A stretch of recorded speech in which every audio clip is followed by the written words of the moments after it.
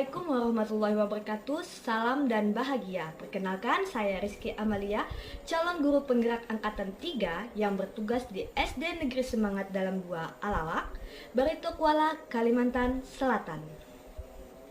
Pemikiran Ki Hajar Dewantara mengenai pengajaran dan pendidikan bermula dari keprihatinan Ki Hajar Dewantara tentang sistem pendidikan pada masa itu. Kurangnya nilai-nilai kebangsaan pada saat itu membuat Ki Hajar Dewantara memiliki keinginan besar agar rakyat terlepas dari cengkraman kolonial Belanda. Inilah yang menjadi cikal bakal pemikiran Ki Hajar Dewantara untuk memajukan pendidikan bangsa, membuka gerbang emas kemerdekaan dan kebebasan kebudayaan bangsa, serta sebagai jiwa rakyat untuk merdeka dan bebas dalam mendapatkan pengajaran dan pendidikan. Tujuan pendidikan menurut Ki Hajar Dewantara adalah menuntun segala kodrat yang ada pada anak-anak agar mereka dapat mencapai keselamatan dan kebahagiaan yang setinggi-tingginya, baik sebagai manusia maupun anggota masyarakat. Pemikiran Ki Hajar Dewantara berupa asas pendidikan, dasar pendidikan, kodrat pendidikan, dan kodrat zaman.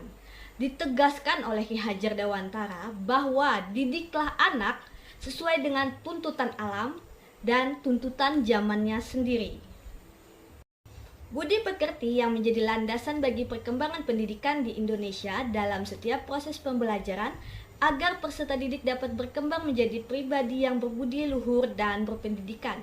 Pemikiran Ki Hajar Dewantara menjadi hal yang penting dalam mewujudkan kepribadian peserta didik yang kreatif dan bersemangat dalam membangun Indonesia dengan tetap memperhatikan keragaman yang dimilikinya. Semboyan beliau yang paling terkenal adalah Ing Ngarso Sung Tolodo, Ing Madio Mangunkarso, Tut Wuri Handayani. Semboyan ini masih relevan menjadi tuntunan bagaimana guru mengambil peran untuk siswanya. Ketika di depan, guru adalah teladan. Dia digugu, dihormati, dan ditiru. Ketika dia berada di tengah, dia membangun dan menggugah semangat. Dan ketika berada di belakang, ia memberikan dukungan. Keseharusan memandang anak dengan rasa hormat, di mana semua yang dilakukan dalam kegiatan pendidikan berorientasi pada siswa seperti akses dari taman siswa yang menjadikan pendidikan menghamba pada anak.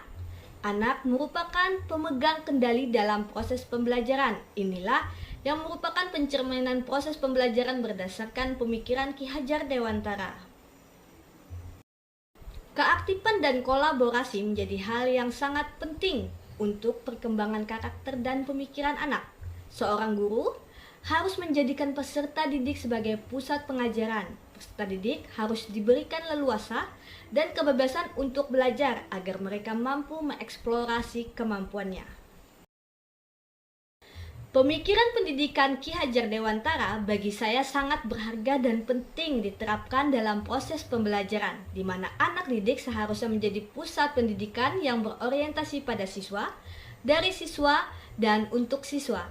Saya akan menerapkan 3 pusat pendidikan yang melibatkan keluarga, sekolah, dan masyarakat, agar peserta didik dapat berkembang menjadi pribadi yang berbudi luhur, berkarakter, dan unggul dalam pendidikan sesuai dengan filosofi pendidikan Merdeka Belajar.